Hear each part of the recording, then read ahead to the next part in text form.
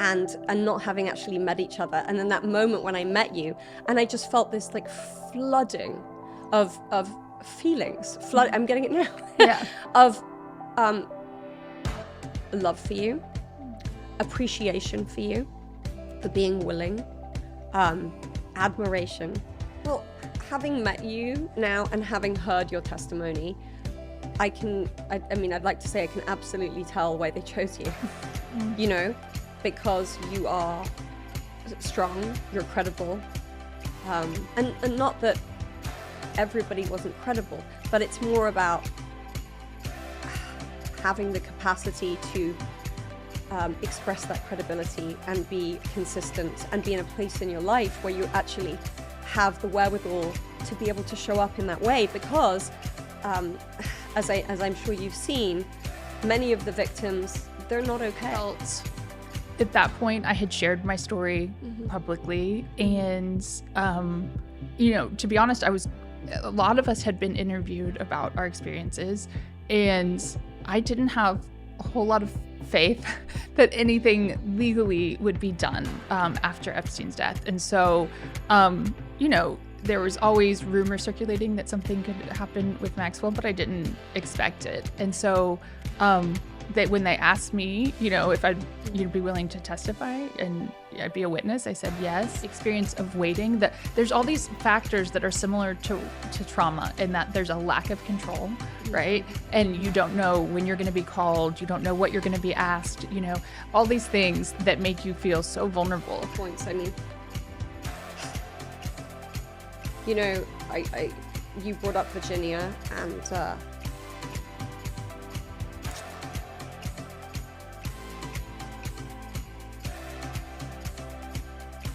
I'm so heartbroken. Yeah. I'm so, and I'm so sorry, you know? Yeah. Because I feel as though it was just this incredible, it was the height of injustice. I work with a lot of, you know, I mean, I think I work with a lot of people who've been through trauma. Yeah. And I would say that's most of us, right? Right. And yet I don't really know you. Mm-hmm. And so there's this incredible connection that's sort of unparalleled. I don't want to slouch. That's my main thing. You're lucky you're taller. I feel like a midget because my feet don't quite touch the ground. Do you deliberately put me in a big chair so that I feel small? Well, you know how shy and retiring I am, how not forthcoming I am about my own needs. Am I gonna lean? I normally do lean like this. I do, I'm a leaner. I'm a leaner, but I'm not a mean leaner. I'm a lean meaner. Hi, my name's Anouska and and welcome to the Empowered Exchange podcast. My guest today is Dr. Annie Farmer, somebody who I met for the first time at the verdict of the Ghislaine Maxwell trial, but who has become somebody that I'm very bonded with for many reasons. And she's here to talk to us about her experience and also what she's doing now to help the world in protecting young people and recovering from traumas of this kind. Hi, Annie. Hi, Anouska. I'm so happy you're here. It's really good to see you. It's really good to see you too. I was actually, I was talking to a friend of mine on the way over here, and, you know, I was explaining who you were and who you are to me. And it was a funny thing to explain because it's not a natural connection, you know? So he was like, so she's a good friend of yours.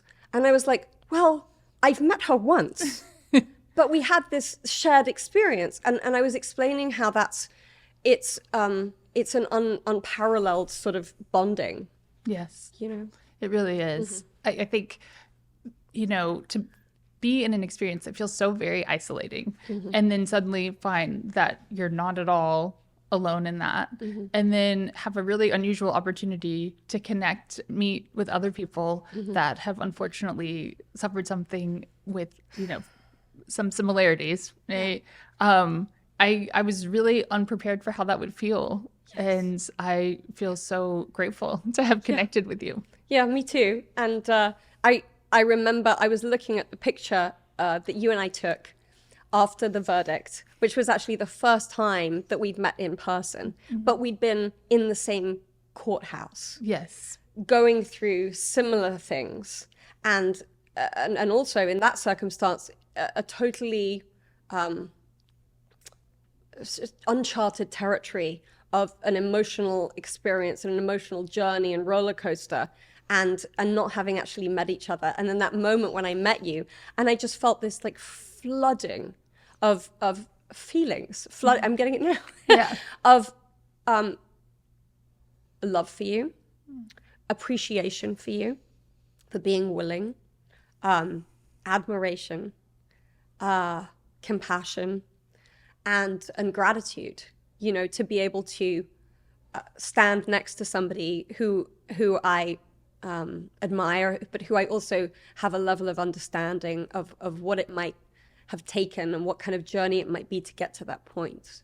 Oh, that's so well said. Yes, I remember hearing, because of the way these trials work, you know, you're kept very separate, right? And there was no even ability to know what was happening. I think when you were giving your testimony, I was, you know, I knew it was happening. I was thinking about you, but not knowing at all what was unfolding.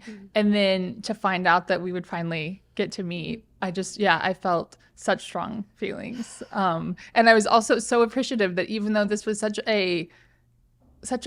so many strong emotions combined, you know, there was a relief at the verdict, but it was also just, you know, it's a heavy, sad, dark thing that we're there for, and yet you brought your characteristic, I think, humor and lightness, and it was so needed, and I was so grateful for it, and yeah, that has really stuck with me.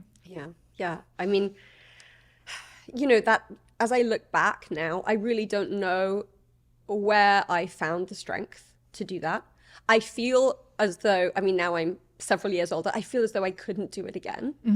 And so somehow the prospect, when I hear about things, about the possibility, like when we, after the trial and we had that situation where we weren't sure, I mean, I was really, it took a toll on me, like a physical toll on me. Yes. And that's something I had no real understanding of prior to my experience with testifying, that just how much the experience of waiting, that there's all these factors that are similar to trauma, in that there's a lack of control, right? And you don't know when you're going to be called, you don't know what you're going to be asked, you know, all these things that make you feel so vulnerable. And then there's all this waiting and anxiety, and it happens, and suddenly someone is cross-examining you and saying all the very worst things you've thought, right? Out loud. Well, why didn't you do this? Or why can't you remember that? You know, and there's a courtroom of people watching. And so similarly, I felt this huge crash at the end of it. And when there was some uncertainty about, you know, whether there could potentially have to be another trial, I thought, I don't know if I can do it again. Yeah. Right. And in the way you have to sort of put your life on hold, not knowing, and even things like scheduling clients, you know, like your job, your regular life, there's all these things that are going on that you have to just pause in order to participate in something like that. And it's an exhausting experience. Yeah. I have so much now when I'm aware of, you know, trials going on, I always have so much empathy for people. Totally. And you were the only one who at the time agreed to testify under your own name. And I don't know the story behind that. I'd like to hear why you chose to do that. Yeah, I think that I felt at that point I had shared my story publicly, and you know, to be honest, a lot of us had been interviewed about our experiences, and I didn't have a whole lot of faith that anything legally would be done after Epstein's death. And so, you know, there was always rumors circulating that something could happen with Maxwell, but I didn't expect it. And so that when they asked me, you know, if I'd be willing to testify and I'd be a witness, I said yes. And then she was arrested, and I found out it just all was somewhat of a surprise. Yes. Well, also, I mean, my experience was when I was questioned by the FBI after the dismissal hearing, directly after. Yes, and the that's dismissal hearing in itself was one of probably the single most emotional moment of my entire life. Yeah. On every level, right? Because all these seemingly conflicting emotions coming in, relief, recognition, a re-traumatization, this amazing empathy and compassion for these sort of sisters in trauma, and fear, a lot of fear, a lot of expectations, and how to manage the expectations, and to make sure that they're realistic expectations. Yeah. And so when I talked to the FBI, I think I was slightly disassociating. I don't really have a full recollection of being present the whole time, because it was re-traumatizing for me. Yes. So after that conversation, although there were rumors and there were things about maybe maybe Maxwell would be held accountable or something would happen, I'd forgotten about it to some degree. I'd forgotten that even that conversation had really happened. Yeah. In like, all of the chaos, it's easy to forget. And even and also because, and this is, I think, and maybe you can shed light on this as in your work, but with the hundreds of victims that there were, I never thought that I would be chosen. Sure. Oh, that was what was most confusing to me in ways, and I had a lot of conflicting feelings about the fact that I was, right. And I very much relate to what you're saying, because it was very memorable. It was my birthday, my 41st birthday. And I wake up to a call from my attorney, and she sounds so excited, which was unusual in those times, right? It seemed more bad news. And she said, Maxwell's been arrested. And I was like, oh my gosh, that's fantastic news. And you're one of I think at the time it was maybe just 3, right? Because I think a fourth person was added later. Yes. You're one of the 3 victims in the case. And I was like, does that really? I know, and this is something that came up for me, throughout this experience, is I knew that in comparison with a lot of the other, at the time, girls and now women that had been assaulted and, harmed by them, that I had a more, my experience was very short-lived. It wasn't an ongoing thing. And so I always felt almost some guilt, that I needed to explain in a way. Oh, I don't deserve as much to qualify. I felt I minimized what happened so much internally. And I felt, I remember the first time I met another Epstein victim, which was actually at his bail hearing. And I met Courtney Wild, and she turned to me and said, "I'm so sorry for what happened to you." Yeah. And I felt, oh, no. Yeah. I'm so sorry. Like, yes. I really felt almost guilty for her to say that. And so, again, being chosen in this way, when I knew there were a lot of people that wanted to hold her accountable and had a lot of very strong reasons to hold her accountable, it felt complicated. Yeah. And then ultimately also very stressful, right? Yes, very stressful. Very stressful. So, it was both. But in the end, I think I did feel some pressure, because I knew that there were so many people, and they, for all kinds of reasons that I somewhat came to understand more, legally later, in terms of just trying to simplify the case, that they needed to just, choose a few people. Yeah. But it was confusing. Yeah. Well, having met you now and having heard your testimony, I'd like to say I can absolutely tell why they chose you, because you are strong, you're credible. And not that everybody wasn't credible, but it's more about having the capacity to express that credibility and be consistent and be in a place in your life where you actually have the wherewithal to be able to show up in that way. Because as I'm sure you've seen, many of the victims, they're not okay. Yeah. They're not doing okay. And it's not to say that, that I'm over it, or that I'll ever be over it, or that you will. But I do think that there are some people who are struggling at a level at which this would have just been too much for them, and also it wouldn't have served the case. You know? Yeah, and I think I did, come to see that as I understood more of what the pressures were of the case.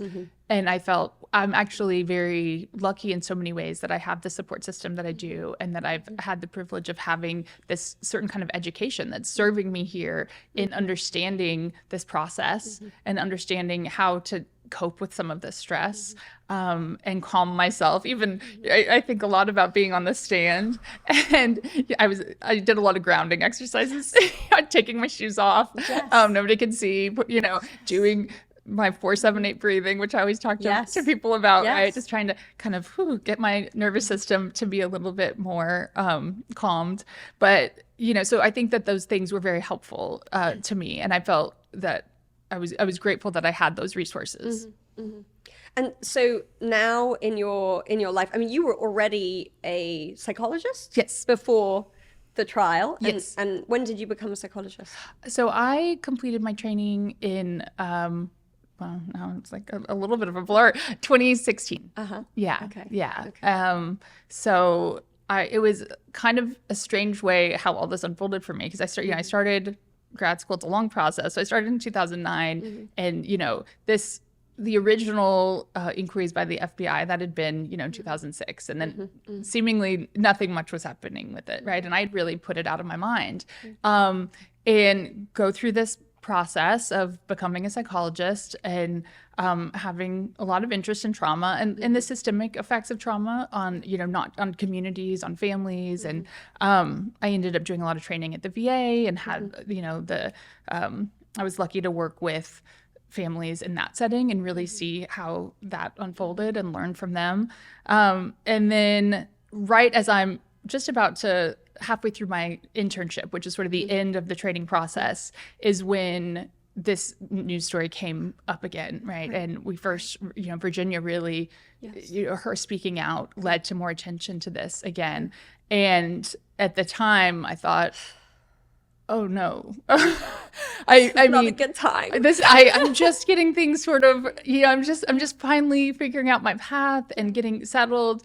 And I was immediately, just in awe of Virginia for being so vocal and coming out the way she did, and completely could see that this was all true, what she was saying. It made so much sense. But it was also horrifying, right? Because I'd hoped that was not the case. And you want to believe that maybe, things have not gone the way that you feared they would. And so it was, as I was kind of just really coming into my own professionally, is when this started picking up steam. Yeah. So now you have a private practice? Yes. Okay. Yeah. And you work with adults with a focus on trauma? I work with a lot of, I think I work with a lot of people who've been through trauma. Yeah. And I would say that's most of us, right? Right. So some people are specifically coming to me because of that, and because of, symptoms that really fit more with post-traumatic stress. And for other people, they're coming for depression, they're coming from anxiety. And then sometimes in the process of working through those things, we learn and talk about, traumas and how that is maybe playing a role in some of the symptoms they're experiencing. Right. And I think that's something that is still elusive to many people around, you get the symptoms, and then there's a discovery process where you can sort of take the layers off and start to see what's underneath and what the real root cause of things are. And with the work that I do, and I work with lots of, psychologists and therapists, and we often see like it's presenting as addiction, it's presenting as hyperindependence, it's presenting as whatever it is, suicidality. Sure. And it's trauma, and it's kind of always trauma. That's sort of the place I come from. Yeah. I mean, it's really pretty remarkable how often, once you unwind the stories and the histories, that you do find out about really significant traumas. Yeah. I think also one of the things that I've learned about myself and also working with others is pain is relative. And so to speak to what you were talking about earlier, that comparison of whose was worse. And we had that here recently in California with the wildfires of people who'd lost their houses, people who'd partially lost their houses, people who hadn't lost their houses but lost their whole community. And I think there is this natural tendency to compare in order to evaluate, is my pain valid? Yes. And it's sneaky. I mean, yeah, I had really worked with a lot of individuals around that very theme, right? Who, really did so much self-blame in order to minimize and get away from, I think, some of just the terror of whatever they experienced, right? Yeah. And I thought I really understood that. And intellectually I did. Yes. But then being put in the spotlight in this particular case, it was, I felt like a cycle where I had to sort of go through it over and over and recognize, oh, I'm doing that again. I'm doing that thing again. And I can have tremendous compassion for them and have compassion for myself.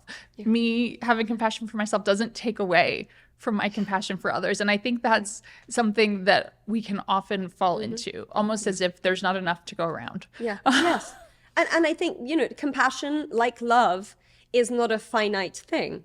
It's an infinite thing. Yes. And so I think about when people have one child and they think, how could I ever love another child? As if you have to take love from one thing to give it to someone else. And that's the great thing about love, about compassion, is you just reach for more of it and there it is. Yes. And I know that much of my own journey has been to reach for more compassion for myself, more compassion for the person I was who made the choices that possibly put me in a position to be hurt, and also separating choices I made to put myself in a position to be hurt from being responsible for that experience entirely, Oh, yes. Yes. That's such a lovely way of explaining that. And I think that is oftentimes a big piece of the work, is pulling those things apart.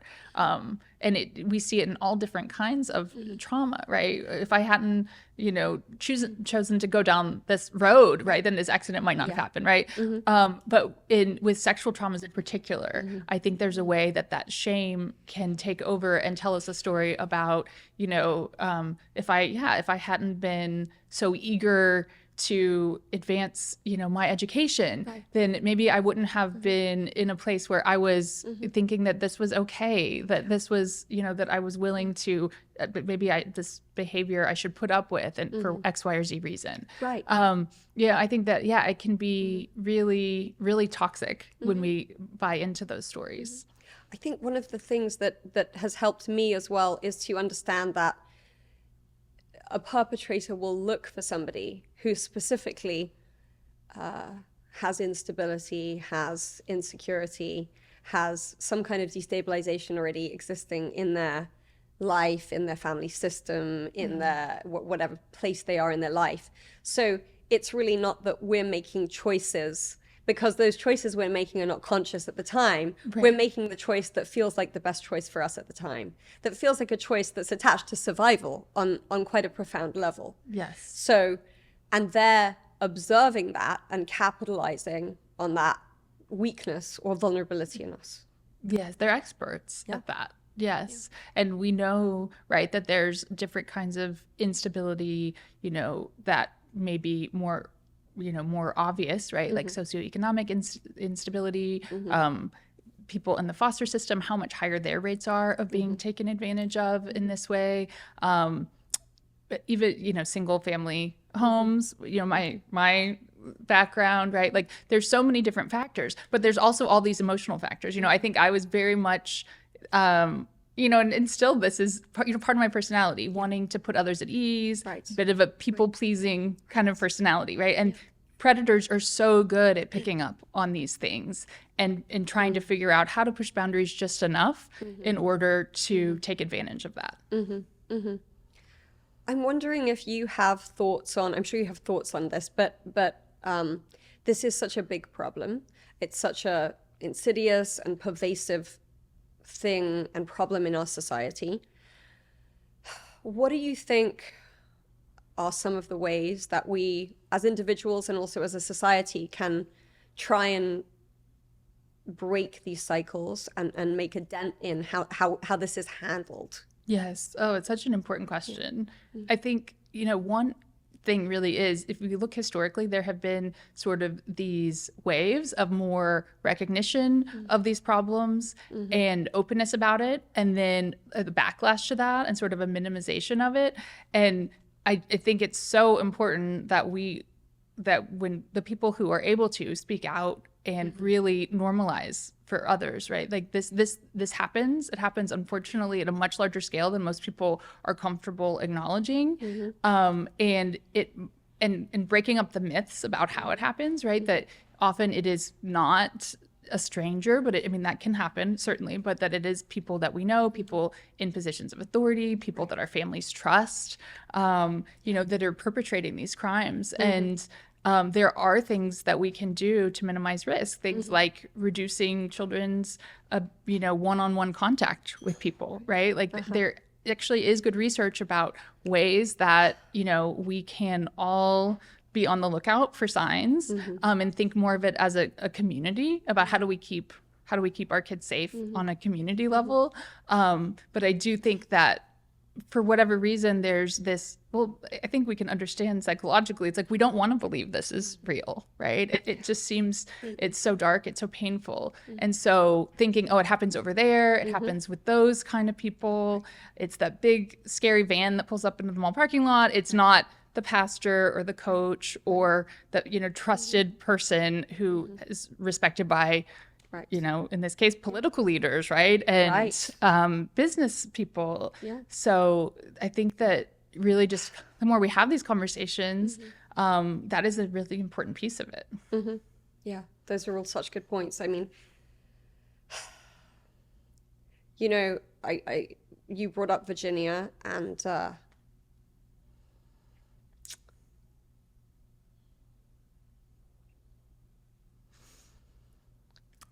I'm so heartbroken. Yeah. I'm so,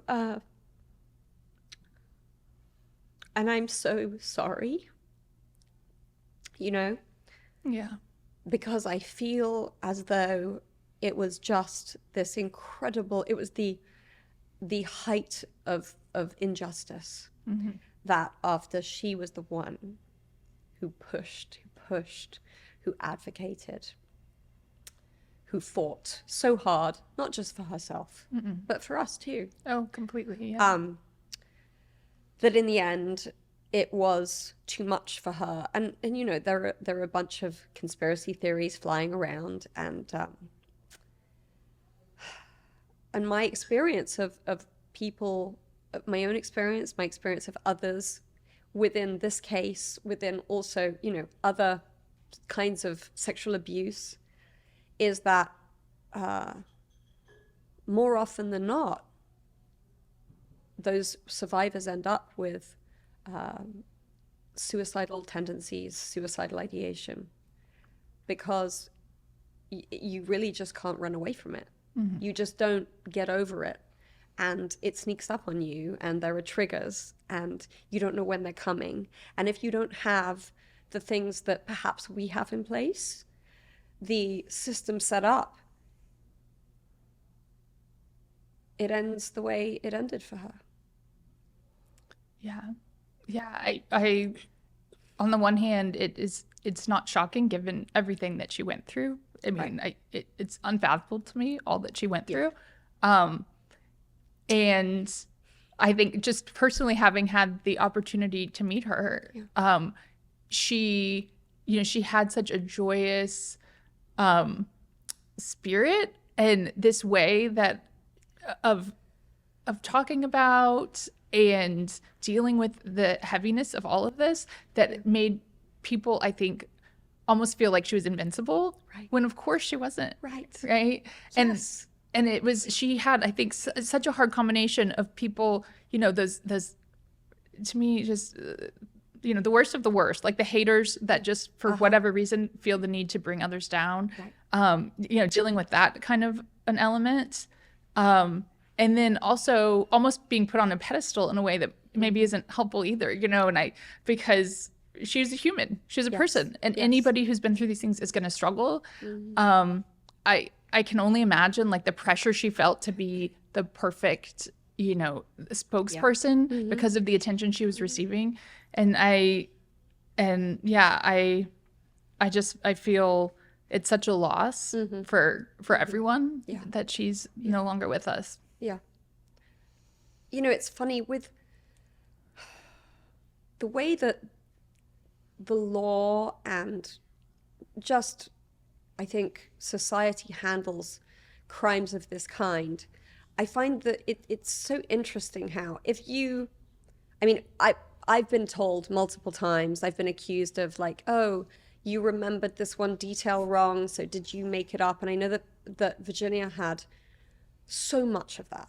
Yeah. And I think there's a deeply lacking understanding in our society, and from a perspective of just educating law enforcement and people who are taking statements, even educating lawyers sometimes. Yes. On what does the trajectory of memory look like with regards to these kinds of traumatic events, especially if they were a long time ago, but sometimes even if they're not. And the thing that always comes to me is if somebody gets mugged in the street, if you didn't remember exactly what the guy looked like, then the police don't say to you, maybe you just imagined the whole thing, or maybe you made it up for attention. No one would say that. And by the same token, you also don't get, like when I was recalling events, I had situations where I was like, wait, no, was that then? And did that happen like that? And what color was this? And what color was the door? And I couldn't remember. Sure. But of course, then we have memory experts that explain that, of course, everybody remembers significant traumatic events. They remember that they happened, but the details sometimes are lost. Right. And that's a thing. Of course. Yeah. I think it is a particular standard that victims of sexual crimes are held to that seems different from other types of crimes. And it is very frustrating. And I think, especially, I think for Virginia, having been through so many different disorienting situations, and then repeated events, and how it's remarkable to me, like the consistency and the ability to remember that she had. Because also we, at a certain point, right, it's quite normal that we disassociate to protect ourselves, right? And then we're going to be encoding information differently and remembering it differently. And so, that's like a silly example, but I remember at the trial, they said something to me about, how you said there was horseback riding while you were in New Mexico with them. You said just that you think you went on a short horseback ride. I'm like, I don't know. And then they're like, well, here you said it was you spent a significant amount of time horseback riding. I was like, there was nothing traumatic about the horseback ride, right? Like that was novel to me because I'd probably never done it before, but it wasn't traumatic. So my memory for that portion was of course going to be less, right? But these are the things that get used against you, as if because of that you're fabricating everything. I always try to explain it to people with, like, if you close your eyes, or like if you saw things go by on a conveyor belt and you just had regular items and you had hundreds of them go by, thousands of them go by, you wouldn't remember many of those items, but you would remember if there was a dead puppy on there. Because that's a traumatic thing to see. It stands out.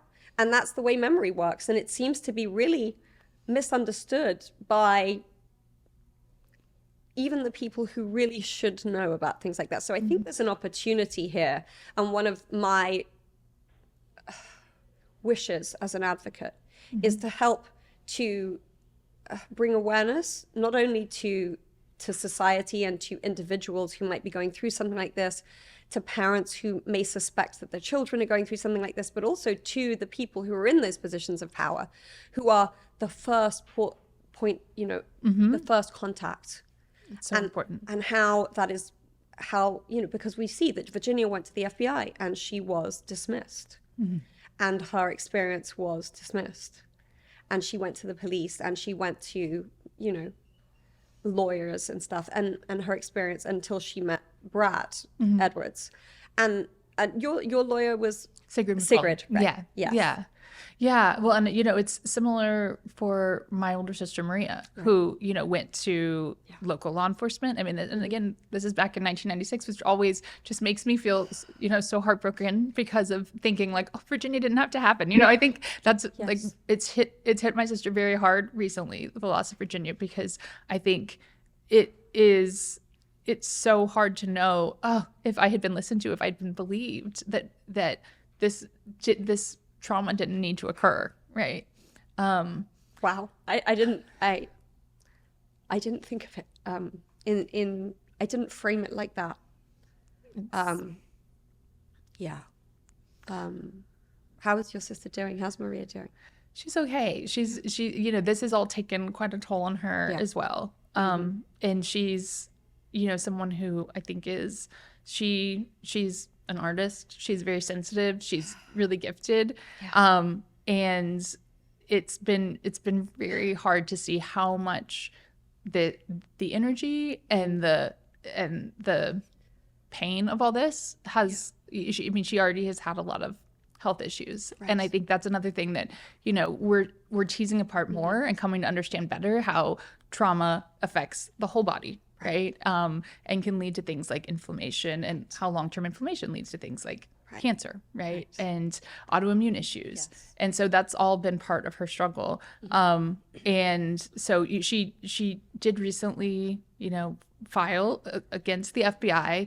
And that has always been really important to her, in that she feels like that's still unanswered, right? Why wasn't something done at that point? Why wasn't it? And we've never really even been given an explanation, which I think would be something, right? But there's just been nothing in regard to that.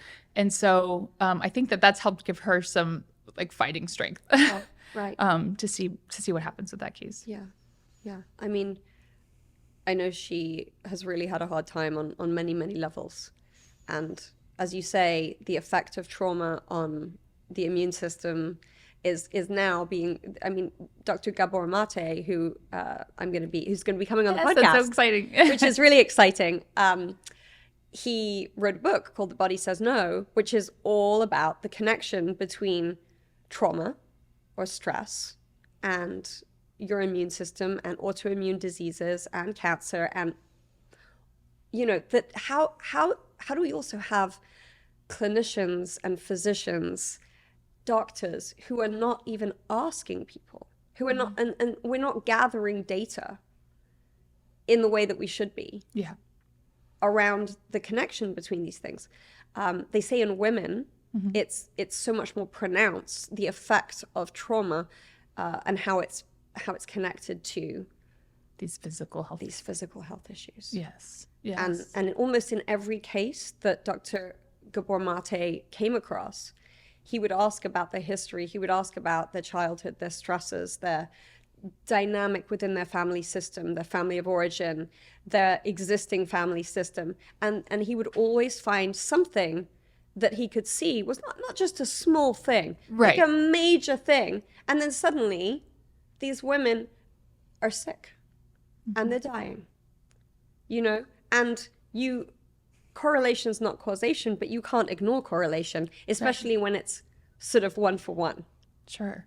And I see myself, I go to the doctor and I have really high cortisol levels, and she sort of looks really alarmed. And I'm like, it's fine, okay, I'll drink less coffee, I'll try and rest more. But the truth is, rest is hard for me. And that's so typical, right? It is typical. Yeah. It is typical. And, we're both mothers now. Yes. And I'm so happy that you're a mother. Me too. Because I know that you're a great mother. Oh, thank you. And I know that great parents, I think one of the biggest factors for being a good mother or a good parent is examining all the time, how can I improve? Am I doing this right? Is there a better way?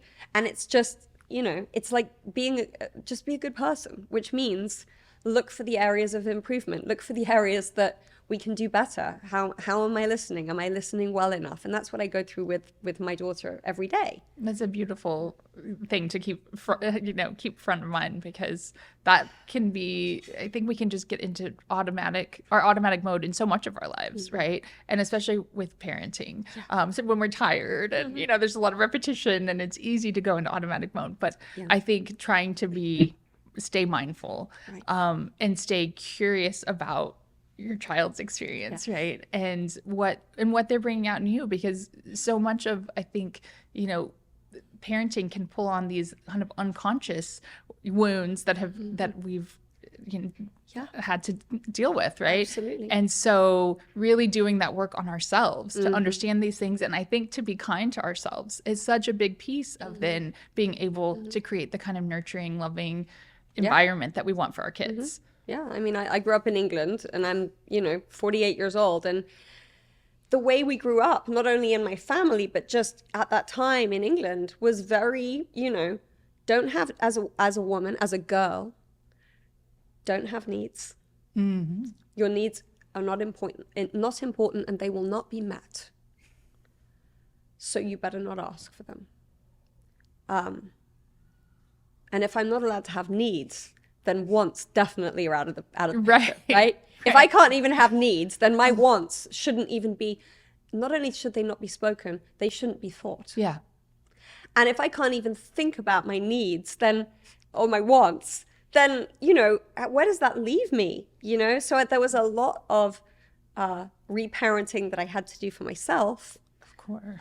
Leading up to being a mother, but also, I feel like as parents, we've got to learn on the job, It's not like, oh, let me just quickly run away and do this course while you sit there, figuring it out.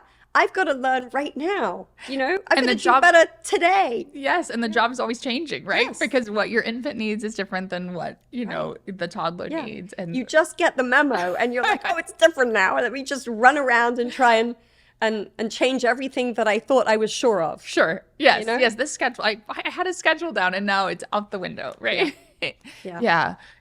But I think what a challenging set of messages to internalize as a kid, like that your needs and your desires don't matter and you shouldn't have them. Yes. And I think that's just a great example of the types of messages that we can be exposed to and not even realize that we have held on to, right? And intellectually think, no, I know that's okay. But then as a mom, oh, I shouldn't need, a night off, or I shouldn't need to, to take care of my body. I should only be focused on taking care of my kid's body, right? So continuing to attend to those things, because my daughter's now 2, and she's at that prime age of whatever mommy's doing, I'm doing, right? Like when I'm putting my contacts in, she's practicing pretending to put her contacts in, right? Like, and it really strikes me in those moments of like, wow, how important it is what I'm modeling. And that includes, it's easy for me to get frustrated with myself when things aren't going the way I'd like, right? But having that patience and kindness for myself, because that's what she's going to see. And then that becomes so much more natural for her. Yeah. And I have to remember that my daughter will do what I do, not what I say. Yes. And also, not only what I do, what I say, but how I speak to myself internally and how I speak about myself, both internally and to other people. I used to have this thing where I would say, people would give me a compliment and the first word would be no. And I was like, oh, this is automatic. And in England, that's kind of like, that's self-deprecation is kind of a revered quality in people. Yes. It's like, you don't want to be grandiose, standing out in or standing out, or making a spectacle of yourself by too much self-promotion or whatever.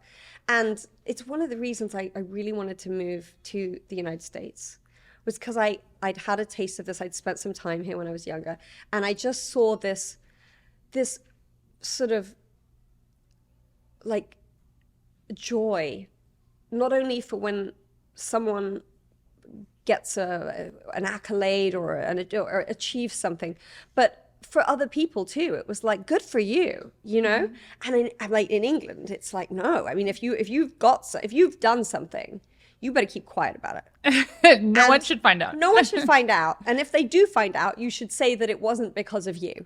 Like, you weren't really responsible for it. And I was like, I never liked that. Yeah, I mean, it's not healthy, right? But I do think that even here, right, that can be within certain families or certain cultures more common. It makes you think of, there's a certain therapy, and I can't remember now, like, where this comes into play, but an assignment that I've given to clients before around giving and receiving compliments. Yeah. And it's so interesting that people come back like, oh, it's so easy to give these compliments oftentimes. Right. But wow, I didn't realize that I was automatically dismissing or even trying to avoid opportunities for compliments, right? Because, what's happening internally when someone says something like that? Yeah. Can I just take that in and thank you? I think that feels so much better for the person who's offered the compliment too, right? To just hear, thank you, I appreciate that. Yeah, I think, often I'm looking, or people are looking for the grand gestures that we can do to stop people being abused, to stop perpetrators, to stop all this. And sometimes I think it's really more, there are grand gestures that can happen for sure, but I think it's more the daily sort of shift that we can have, where we just are a bit more gentle with ourselves.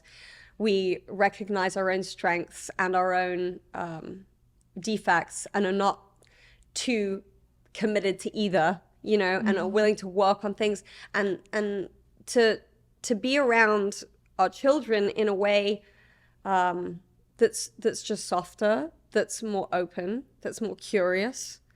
Because I when I think about how I was parented, and my mother's an incredible person, and she also had a lot to contend with.